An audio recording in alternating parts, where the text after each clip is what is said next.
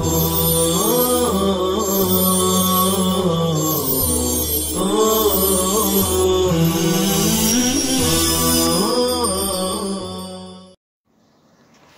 اللہ الرحمن الرحیم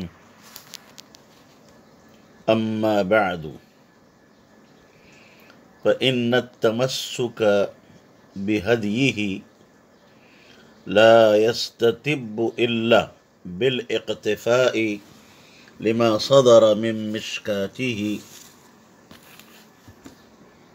والاعتصام بحبل الله لا يتم إلا ببيان كشفه۔ بہرحال حمد و صلات کے بعد نبی پاک صلی اللہ علیہ وسلم کے اسنا اور طریقے سے تعلق اور تمسک اس وقت تک صحیح درست اور معتبر نہیں ہو سکتا جب تک کہ ان باتوں کا کامل اتباع نہ ہو جو صدر من مشکاتہ نبی پاک صلی اللہ علیہ وسلم کے قلب اطہر سے اور سینہ مبارکہ سے یا زبان رسالت سے صادر ہوئے ہیں، اور اللہ کی رسی یعنی قرآن مجید کے ساتھ مضبوط تعلق اس وقت تک تام نہیں ہو سکتا جب تک کہ نبی کریم صلی اللہ علیہ وسلم اس کا بیان اور تشریح توضیح نہ فرما دیں، مگر آپ کے بیان و تشریح کے بعد۔ عزیز طلبہ، یہ عبارت اور ترجمہ ہوا اما بعد۔ اسے فصل الخطاب کہا جاتا ہے۔ خود جناب نبی کریم صلی اللہ علیہ وسلم اور آپ کی اقتداء میں حضرات صحابہ کرام اپنے خطبوں میں ایک اسلوب سے دوسرے اسلوب میں کی طرف منتقل ہونے سے پہلے ان کلمات کا استعمال کیا کرتے تھے۔ اما یہ مجمل کی تفصیل کے لیے استعمال ہوتا ہے، نیز اما کلمہ شرط ہے، اور ایسا کلمہ شرط ہے کہ جس کا فعل وجوباً محذوف ہوتا ہے۔ تقدیری عبارت یوں ہوگی: مہما یذکر شیء من الاشیاء بعد ذکر البسملۃ والحمدلۃ والتصلیۃ۔ تو اما کا جو فعل ہے وجوباً محذوف ہے، بعد ظروف زمانیہ میں سے ہے اور مبنی علی الضم ہوتا ہے، اس کا مضاف الیہ محذوف منوی ہوتا ہے، جیسے کہ میں نے ابھی تقدیر عبارت نکال کے بتائی، مہما یذکر شیء من الاشیاء بعد ذکر البسملۃ یا بعد ما ذکر البسملۃ، بسملہ، حمدلہ اور تسلیہ کے ذکر کرنے کے بعد کہا جاتا ہے کہ حضرت داؤد علیہ السلام نے سب سے پہلے اما بعد کا استعمال فرمایا۔ فرما رہے ہیں کہ فإن التمسك بهديه لا يستتب إلا بالاقتفاء لما صدر من مشکاتہ۔ حضور علیہ السلام کے اسوہ اور طریقے کا اتباع اور اس سے تمسک اسی وقت جو ہے معتبر ہو سکتا ہے، درست ہو سکتا ہے، جبکہ نبی کریم علیہ السلام کے قلب اطہر اور آپ کے سینہ مبارکہ سے نکلے ہوئے کلمات اور احادیث کا کامل اتباع نہ کیا جائے۔ تو آپ علیہ السلام کی احادیث مبارکہ کا کامل اتباع کیے بغیر حضور کے اسوہ حسنہ سے تعلق اور تمسک مکمل نہیں ہو سکتا۔ لما صدر من مشکاتہ، یہاں پر نبی پاک صلی اللہ علیہ وسلم کے سینہ مبارک کو مشکات سے تعبیر کیا بطور استعارہ، اس لیے کہ آپ کا سینہ اس طاقچے کے مانند ہے، اس محراب کے مانند ہے جس میں چراغ رکھے ہوئے۔ مشکات کا لغوی معنی ہی آتا ہے کہ وہ محراب اور طاق جو کسی دیوار میں ہو۔ تو بطور استعارہ آپ کے سینے کے لیے لفظ مشکات کا استعمال کیا گیا دو وجہوں سے۔ ایک تو یہ کہ قلب مستنیر سے نور کا اقتباس، ایک روشن دل سے نور کو جو ہے حاصل کرنا، پھر اس اقتباس نور کے بعد اس مقتبس نور کو مخلوق پر جو ہے اس کا افاضہ کرنا، مخلوق پر اس کو جو ہے مخلوق کو اس سے مستفید کرنا۔ یہاں پر لطیفہ قدسیہ یعنی آپ صلی اللہ علیہ وسلم کے قلب اطہر کو مصباح مضی، روشن چراغ کے ذریعے تشبیہ دی گئی، جیسے خود اللہ تعالیٰ نے قرآن مجید میں ارشاد فرمایا، اللہ نور السماوات والارض مثل نورہ کمشکات فیہا مصباح والاعتصام بحبل اللہ لا یتم الا ببیان کشفہ۔ اور اعتصام بحبل اللہ، حبل اللہ سے مراد قرآن مجید ہے۔ حدیث پاک میں موجود ہے، القرآن حبل اللہ الممدود من السماء الى الارض۔ قرآن مجید کو حبل سے تشبیہ دی گئی اس لیے کہ قرآن ہی کے ذریعے سے ایک شخص مقصود تک پہنچ سکتا ہے۔ وَيَحْصُلُ بِهِ الصُّعُودُ إِلَى مَرَاتِبِ الصُّعُودِ، اور قرآن ہی کے ذریعے سے سعادت کے اور نیک بختی کے اعلیٰ درجات تک صعود ہو سکتا ہے۔ اس میں اشارہ ہے کہ قرآن مجید تعلی اور تدلی کے قابل ہے۔ کسی کو اٹھاتا ہے تو کوئی جو ہے اس کے ذریعے سے اٹھتا ہے تو کوئی گرتا ہے۔ خود اللہ تعالیٰ نے ارشاد فرمایا، یضل بہ کثیرا ویہدی بہ کثیرا۔ اور حدیث پاک میں بھی یہ وارد ہے کہ القرآن حجت لک او علیک، قرآن تمہارے حق میں حجت ہوگا یا تمہارے خلاف حجت ہوگا۔ اگر اس کا اتباع کیا جائے کامل طور پر تو یقیناً وہ حجت لک، اور اگر اس سے اعراض کیا جائے تو ظاہر سی بات ہے کہ حجت علیک۔ تو اعتصام بحبل اللہ کے لیے ضروری ہے کہ آپ علیہ السلام کی بیان کردہ وہ احادیث جو قرآنی آیات سے متعلق ہے اور اس کی تفسیر، توضیح اور تبیین ہے، اس کا اتباع نہ کیا جائے۔ تو حضور علیہ السلام کے بیان اور آپ کے کشف اور آپ کی تبیین، تشریح اور توضیح ہی سے اعتصام بحبل اللہ کامل ہو سکتا ہے۔ آپ جانتے ہیں خود قرآن مجید میں اللہ تعالیٰ نے بات ارشاد فرمائی لِتُبَيِّنَ لِلنَّاسِ مَا نُزِّلَ إِلَيْهِمْ، کہ قرآن جو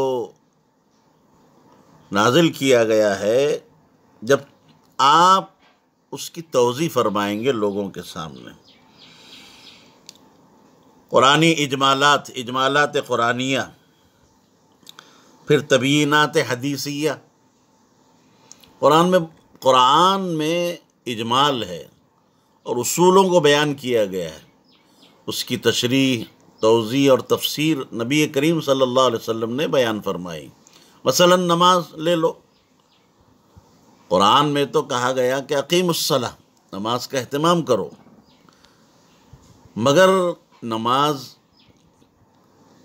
کب کب پڑھی جاوے، ان کے اوقات کیا ہوں گے، کتنی پڑھی جاوے، ان کی تعداد رکعات کو بیان نہیں کیا گیا، اوقات کو بیان نہیں کیا گیا، مفسدات صلاۃ، مکروہات نماز اور دیگر چیزوں کی تفصیل آپ کو نبی پاک صلی اللہ علیہ وسلم کے بیان سے ہی حاصل ہو سکے گی۔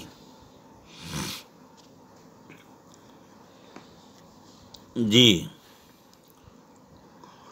وَكَانَ كِتَابُ الْمَصَابِيحِ الَّذِي صَنَّفَهُ الْإِمَامُ مُحْيِي السُّنَّةِ قَامِعُ الْبِدْعَةِ ابو محمد الحسین ابن مسعود الفرائی البغوی رفع اللہ درجتہ، اور کتاب المصابیح جس کو امام محی السنہ قامع البدعہ یعنی بدعت کو ختم کرنے والے ابو محمد حسین بن مسعود الفراء البغوی ہیں، اللہ تعالیٰ ان کے درجات کو بلند فرمائے۔ اجمع کتاب صنف فی بابہ، یہ جامع ترین کتاب ہے جو باب الحدیث میں تصنیف کی گئی ہے۔ وَأَضْبَطَ لِلشَّوَارِدِ الْأَحَادِيثِ وَأَوَابِدِهَا، اور کتاب مصابیح ان احادیث کو جو منتشر ہیں، یعنی منتشر احادیث کو اور نکل جانے والی، حفظ و ضابطے سے نکل جانے والی احادیث کو بہت ہی ضبط کرنے والی ہیں۔ دیکھیے، ان باتوں کا سمجھنا بے حد ضروری ہے۔ آپ کو معلوم ہونا چاہیے کہ کتاب المصابیح، مصابیح السنہ، یہ مشکات کی اصل اور بنیاد ہے۔ اصل کتاب المصابیح ہے جس کی تصنیف کی ہے امام محی السنہ قامع البدعہ ابو محمد الحسین بن مسعود الفراء البغوی نے۔ محی السنہ تو آپ کا لقب ہے، ابو محمد کنیت ہے، آپ کا اسم گرامی ہے حسین، والد کا نام ہے مسعود، اور الفراء آپ کو پیشے کی وجہ سے کہا جاتا ہے، البغوی آپ کے مقام کی طرف نسبت ہے۔ محی السنہ آپ کا جو یہ لقب ہے، اس کی وجہ یہ ہے کہ جب آپ نے اپنی کتاب شرح السنہ کی تصنیف کی اور اس کی تصنیف سے فارغ ہوئے، تو اس کے بعد نبی اکرم صلی اللہ علیہ وسلم کو خواب میں دیکھا، آپ کی زیارت ہوئی، تو آپ نے خواب میں یہ بات ارشاد فرمائی تھی، احیاک اللہ کما احییت سنتی، کہ جیسے تم نے میری سنت کا احیاء کیا، اللہ تعالیٰ آپ کو بھی ویسے ہی جو ہے احیاء، آپ کا احیاء فرمائے، آپ کو زندگی عطا فرمائے۔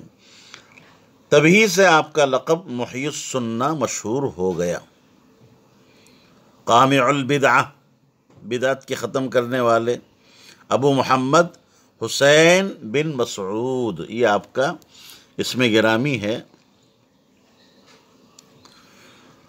الفرا، جیسے میں نے ابھی بتایا کہ آپ تاجر چرم تھے، کھال کو فروخت کرتے تھے، اس وجہ سے آپ کو فرا کہا جاتا ہے۔ یہ فرا نحوی مراد نہیں ہے۔ البغوی، یہاں پر دو باتیں ہیں کہ آپ کو جو بغوی کہا گیا، یا تو آپ کے گاؤں مقام کا نام بغشور تھا تو خلاف قیاس بغوی کہا گیا، بعض نے کہا کہ آپ کے مقام کا نام بغ تھا اس لیے اس کی طرف نسبت کرتے ہوئے بغوی کہا گیا۔ اب یہاں جو بغوی میں واو ہے یہ نسبت کا واو، نسبت کے لیے ہے تاکہ بغی میں اور بغوی میں التباس لازم نہ آئے۔ بغی کا معنی زانی کے ہوتے ہیں۔ بہرحال الفرا البغوی، الفرائی یہ ان کے والد مسعود کی صفت ہے، یہ ان کا پیشہ تھا۔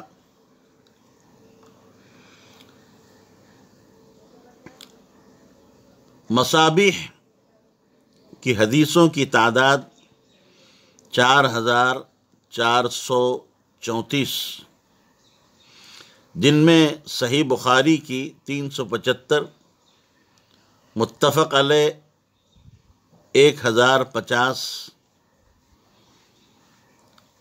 اور صاحب مشکات نے اس پر اضافہ کیا ہے 1511 کا۔ بقیہ دیگر معتبر کتابوں سے ماخوذ ہے۔ کل تعداد ہے 5986۔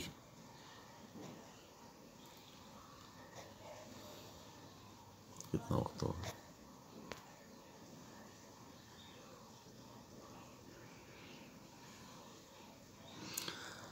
آپ کی ولادت 433 ہجری میں ماہ جمادی الاولیٰ میں بغشور یا بغ مقام پر ہوئی۔ بغ یہ خراسان کا ایک شہر ہے، ہرات اور مرو کے درمیان، اور ایک چھوٹا سا مردم خیز شہر ہے۔ صاحب مصابیح مسلکاً شافعی تھے، اور آپ کی مصنفات مصابیح کے علاوہ بھی ہیں، مثلاً تفسیر میں معالم التنزیل، فقہ میں التہذیب، اور حدیث وغیرہ میں شرح السنہ اور الجمع بین الصحیحین۔ آپ کی وفات ماہ شوال 516 میں 70 سے زائد عمر میں ہوا ہے۔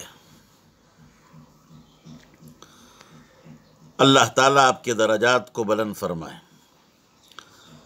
کتاب مصابیح کے بارے میں صاحب مشکات فرماتے ہیں کہ باب حدیث میں بہت ہی جامع کتاب ہے۔ صاحب مصابیح نے اپنی کوششوں سے بہترین احادیث کو عمدہ طریقے پر اپنی کتاب میں جمع فرمایا۔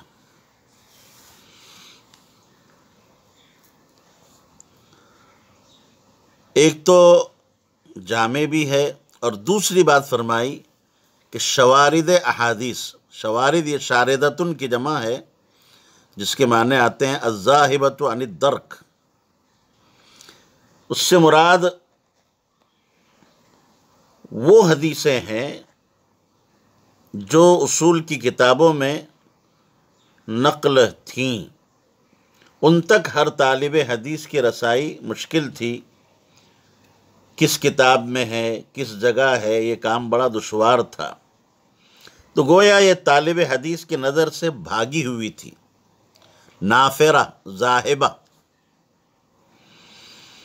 اور عوابد سے مراد وہ احادیث ہیں کہ جن کے معنی اور مقصود طالب علم کی فہم سے بالا تھے، جس کو ضبط میں لانا، یاد کرنا اور یاد رکھنا یہ بڑا دشوار کام تھا، اس لیے اس کو عوابد سے تشبیہ دی گئی۔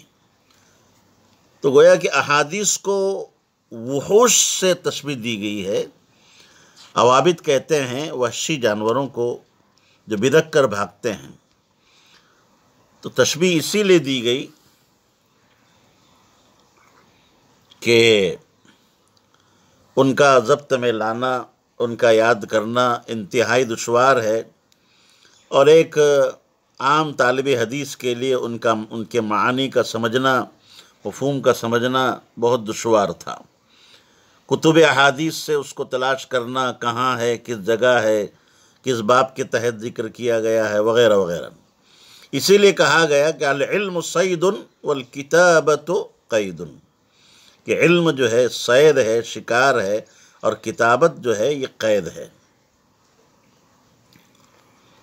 وَلَمَّا سَلَكَ طَرِيقَ الْاخْتِصَارِ، اور جب صاحب مساوی نے اختصار کے طریقے کو اپنایا اور طریق اختصار پر چلے، وَحَذَفَ الْأَسَانِيدَ، اور انہوں نے اسانید کو حذف کر دیا، تکلم فیہ بعض النقاد، یہ لما کا جواب ہے، تو بعض ناقدین نے بات شروع کر دی، اعتراض شروع کر دیا۔ وَإِنْ كَانَ نَقْلُهُ، اگرچہ امام بغوی کا احادیث کو بلا اسناد نقل کرنا، وَإِنَّهُ مِنَ الثِّقَاتِ، اس حال میں کہ علامہ بغوی ثقہ اور معتبر لوگوں میں سے کل اسنادی، ایسا ہی تھا جیسے کہ اسناد کے ساتھ ذکر کیا جائے، یعنی آپ کا بلا اسناد ذکر کرنا ایسا تھا جیسے کہ اسناد کے ساتھ ذکر کیا جائے۔ کیوں؟ وجہ یہ ہے کہ صاحب مصابی علامہ بغوی رحمۃ اللہ علیہ معتبر انسان ہے، ثقہ ہے، ثقات میں ان کا جو ہے شمار ہوتا ہے، اور ثقہ آدمی جو بیان کرے اگرچہ وہ سند کو حذف کر دے تب بھی اس کی حیثیت ایسی ہوتی ہے جیسے کہ گویا کہ سند کو ذکر کیا گیا۔ اب سوال یہ پیدا ہوتا ہے کہ صاحب مصابیح نے احادیث کی اسانید کو حذف کیوں کیا، انہیں بیان نہیں کیا؟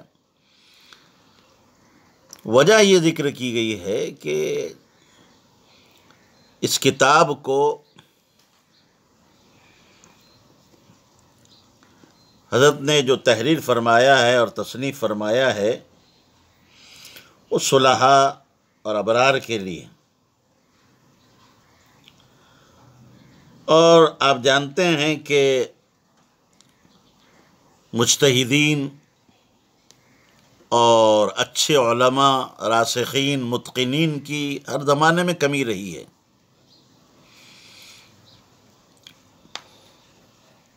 تو اب اسانید کو اس لیے ذکر کیا جاتا ہے کہ تعارض کے موقع پر راجع اور مرجوح کا علم ہو جائے، ناسخ منسوخ کا علم ہو جاوے،